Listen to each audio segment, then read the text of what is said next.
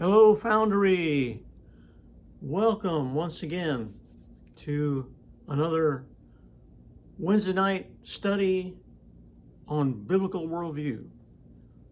Hope you're doing okay in your school at home and struggling through this pandemic, making good grades.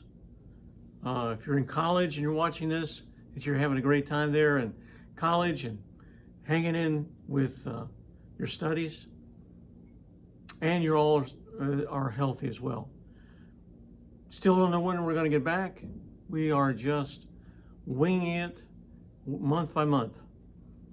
Till then, I'll continue doing these studies together and trying to bring some topics to you, talking about some things. We've been doing a number of things on a biblical worldview. Just very quickly, a worldview is how you view the world, okay? How do you interpret the world? How do you make sense of the world? What are your opinions, insights, directions?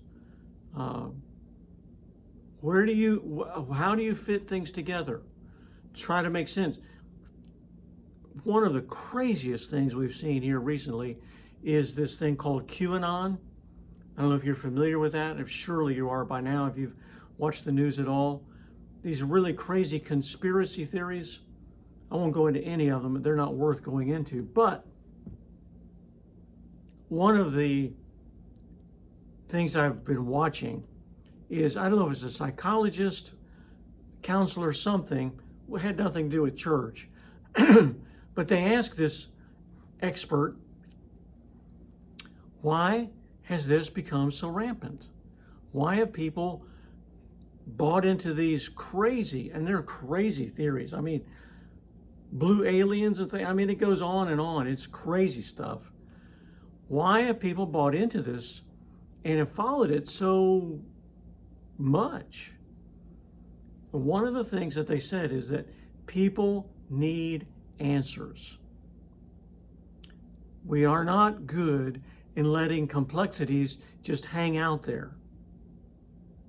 I thought that was a great answer. It's part of our human nature. God put it in us, okay? It's not bad. God put in us a need to have an answer as to why things as they are. And so, QAnon's nothing new.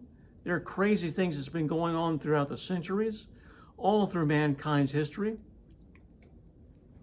It's just that this one's gotten a lot of attention, and it tries to synthesize all the events that are happening in our political world today and say, well, here is why it's happening.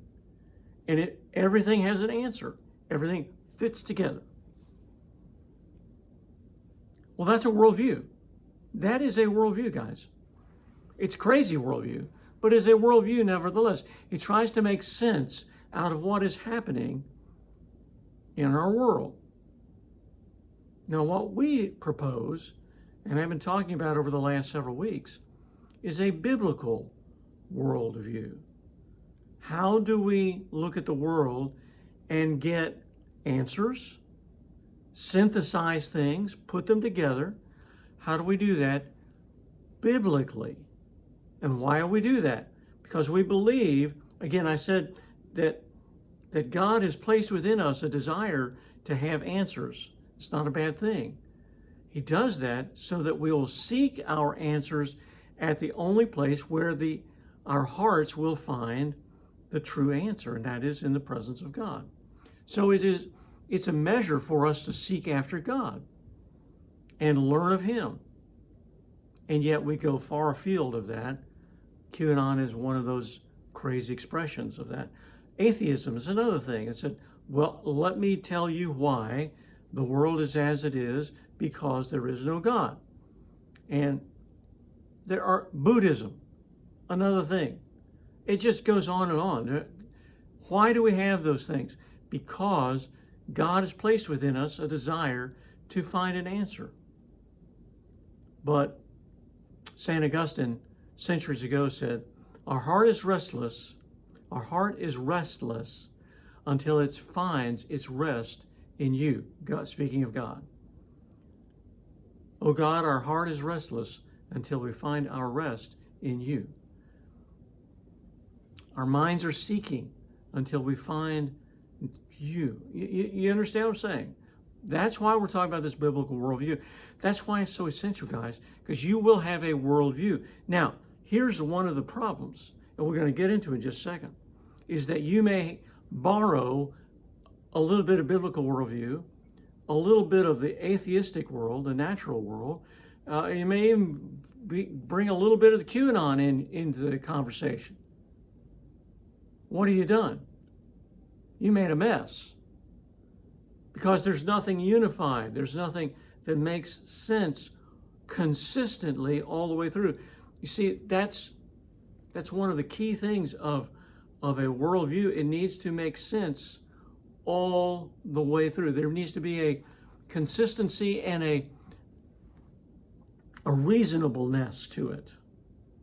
We've talked at other times before about why we believe what we believe, the reasonableness of faith.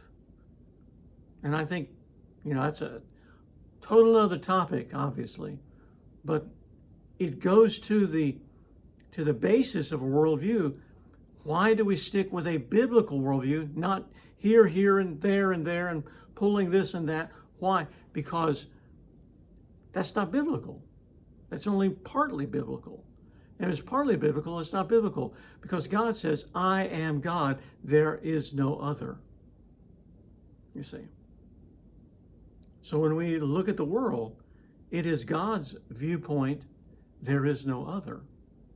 And when we do, we've done the same thing Adam and Eve did. We said, we'll figure it out for ourselves. Well, let's get into it today, okay? And the one we're talking about is last week we talked about the role of our parents. I believe that's correct. This one is, what about our friends? What is the role of my friends in developing a biblical worldview? Now, why is that important? Well, because you've got friends. That's why. And friends have their own thoughts and opinions, have their own backgrounds, have their own experience, and they are going to be influential. Listen, guys, that your friends influence you greatly. And the older you get, the more your friends will influence you more than your parents. You see, you don't develop your biblical worldview in an isolation chamber. It doesn't happen in a closet or in a box. It's developed over your intense study, your personal application, but also as you're listening to others, as you're around others. And that time that you spend with your friends is valuable time. It doesn't end. It only gets more significant, especially through high school and college. It's very significant. So, what are we going to do with that? What do we need to look out for? What do we need to avoid? Well, I'm glad you asked. Let me step aside here. I have, if you want to pause this and if you want to write these down, these are the verses that I'll refer to in this talk. Proverbs 13:20, if you can't read my writing. Proverbs 27:17. Ecclesiastes 4:9 through 12. 1 Corinthians 15:33. James 4:4. 2 Timothy 4:14 through 16. And finally, Proverbs 18:24. All right? So write those down, stop that, and back it up and write those down. That's what I'll be referring to. We're going to look at three things both ways of what a friend should be and what a friend should not be.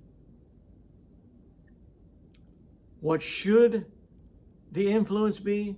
What should the influence not be? So let's start with what a friend should be, what they should do. The first one is they should promote a godly perspective on life. They should promote a godly perspective on life. Remember, we talked about biblical worldview is a godly perspective on life. And so your friend, a good friend, a friend that you want to be around is someone who is also pursuing a godly perspective on life. All right? Does that mean you avoid everyone who doesn't sound like you? That's not what I'm saying. But I think the predominant friends in your life that speak influence and truth in your ears, you need to make sure that they are on the same basic page as you.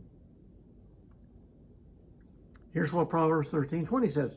Walk with the wise and become wise. Associate with fools and get in trouble. If you want to walk with the wise, you get wise. You walk with a bunch of fools, you don't. You get in trouble. So, who are you walking with? Are they speaking truth and godly perspective in your life? Second thing, what should a good friend be? They should build up those around them. A good friend should be one who is in the process of building you up, lifting, encouraging, and not tearing you down and making you feel like worthlessness.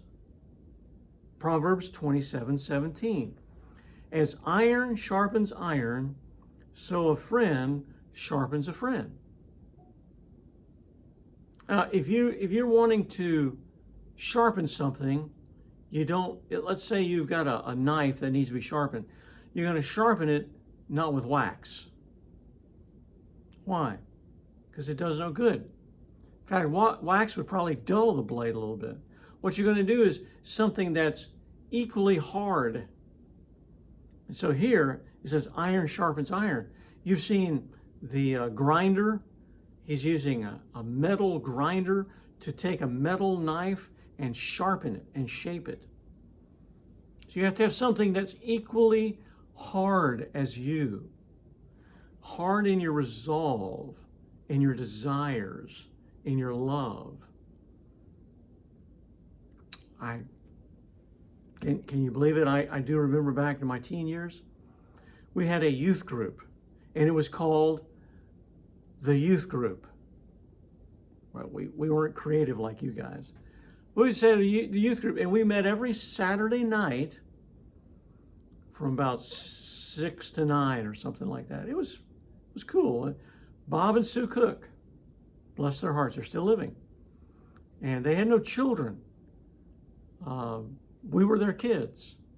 And they were our youth leaders. And we would have a time of singing and Bible study and games and food, pretty much like what we do here. And it was a lot of fun.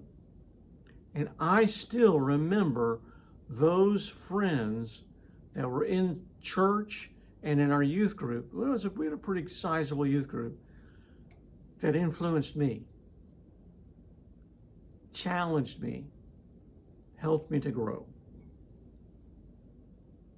Promotes godly perspective, build up those around you. And the third thing is to be a help and support to others. Oh, by the way, go back one other thing. If you've got a friend that is constantly tearing you down and making you feel bad, by definition, that's not a friend. You don't need someone in your life that is making your life miserable. You may need to find a larger group of friends, a different group of friends.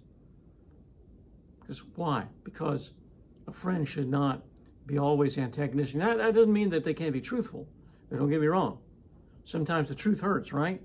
But I'm just talking about someone who's putting you down all the time, making you feel less than good about who you are much of the time, without good reason. And they should be a help. So the other side of that, be a help and support to others. Great passage here, well-known passage. We often use it in deep friendships or even marriage. 2 people are better than 1. for they can help each other succeed. If one person falls, the other can reach out and help. But someone who falls alone is in real trouble. Likewise, two people lying close together can keep each other warm. But how can one be warm alone? A person standing alone can be attacked and defeated, but two can stand back to back and conquer. Three are even better, for a triple braided cord is not easily broken. It's Ecclesiastes 4:9 through 12. Great passage. Don't go it alone. That's the message. Don't go it alone. Go together with one other person. And even in a struggle, you're back to back. You've got each other's back. You're protecting one another, supporting, encouraging, lifting up, going through hard times together, struggling through struggles together. And it says three are even better. And I like that. In marriage, oftentimes, they interpret that as a couple and Jesus Christ, so that the three form something that cannot be defeated. I think that's good. I think that's good. You and a friend and a godly perspective on life, Jesus Christ in your life, will make an unconquerable group. All right. So a friend should promote godly perspective, build up those around them, and be a help and support to others. Now, what should a friend not do or not be? They should not, a friend should not. You're going to call them a friend should not persuade people to do sinful things, evil things, wrong things. 1 Corinthians 15:33. Don't be fooled by those who say such things, for bad company corrupts good character. It's a great old aphorism. Bad company corrupts good character. You know, you could have great intentions, but if you're around someone that is not good and that is always getting into trouble, look out. It may happen to you. There are times you have to say, I'm not crossing a line here. I'm not going with you. I'm not taking that drink. I'm not going to that place. I'm not being a part of those people. I will not, because my commitment to Jesus Christ is far greater than the pressure you're placing upon me. And a friend should not put you in that kind of position. All right? A friend should not, number two, draw individuals away from God. If a friend is telling you, oh, you don't need to go to church, you don't need to go to Foundry, just forget them. Don't reading your Bible. Are you serious? You pray? Why? I don't even know if God is existing. And it's not wrong to be friendly with those people, but I'm talking about people who talk truth into your life. And if they have no relationship with God, be a friend to them, absolutely, but realize there are friends and then there are friends that you allow to the inner part of your heart that talks truth to your life. James 4:4 says, you adulterers, don't you realize that friendship with the world makes you an enemy of God? I say it again, if you want to be a friend of the world, you make yourself an enemy of God. You can't have it both ways. A friend should not persuade people to do sinful things, should not draw individuals away from God. And last one, a friend should not hinder one's walk with the Lord. 2 Timothy 14. He's warning Timothy about a guy by the name of Alexander. Alexander the coppersmith did much harm to me, but the Lord will judge him for what he has done. Be careful of him, for he fought against everything we said. The first time I was brought before the judge, no one came with me. Everyone abandoned me. May it not be counted against them. Should not be a hindrance in your relationship with God. If that friend is making you doubt your relationship, that should be a priority with Jesus Christ, that's a friend you need to be careful of. I know you like them. I understand that. And I'm not saying don't like them, but I'm saying if you're going to count them as part of your inner circle, you may be making some big mistakes. Why? Because they're going to speak truth into your ear. You're going to listen to them about a biblical worldview, how you look at the world and how you look at God, and how you put those two things together, and it may not be good. There are times you say, you may not say it out loud, but you say, I will be a friend to you, but I cannot allow you to speak intimately into my life. That's reserved for a friend, a real friend who has a godly perspective and promotes it, who builds up and supports and helps. Listen, you need friends. You need friends. You need friends of all kinds. Please hear me clearly. You need friends of all kinds, all shapes, sizes, colors, backgrounds, ethnicities, even religions. You need a wide range of people around you that you are being friends with. What I'm talking about is that intimate inner circle of friends that you're counting on and that is speaking into your life every day. In times of discouragement, in times of temptation, in times of sadness, these are the kinds of friends that you turn to for words of hope and enlightenment. Okay? These are the folks that when you speak to them, you hear godly things, a godly perspective, a godly worldview, a biblical worldview that is beginning to answer those questions in your life. The views and the attitudes of those around us, we can't just brush them off and say, it's not important. They are important. And so you have to be very insightful, decisive, wise in what is being said in your life. You have to be careful who we hang around. And there are times you need to be a leader, not a follower. In fact, you all need to be leaders in some form or fashion, not just following at all time. When we look at those friendships, we want to make sure we're making an impact. We're being a friend that has a godly perspective, that promotes it and builds up others, and that's a place of support. You see, as you're showing that kind of friendship with others, you're also going to experience some of that coming back. These are tough times. This is hard times that we're living in, difficult times, and we need every bit of help that we can get. And my, you're going to get a lot of help or hindrance from the kind of friends that you're around. So I implore you, get lots of friends and make sure that inner circle are the kinds of friends that are going to lift you up more and more towards a biblical worldview. Okay? Hey, thanks for listening and watching today. Stay healthy, stay safe. Talk to you next week. Bye-bye.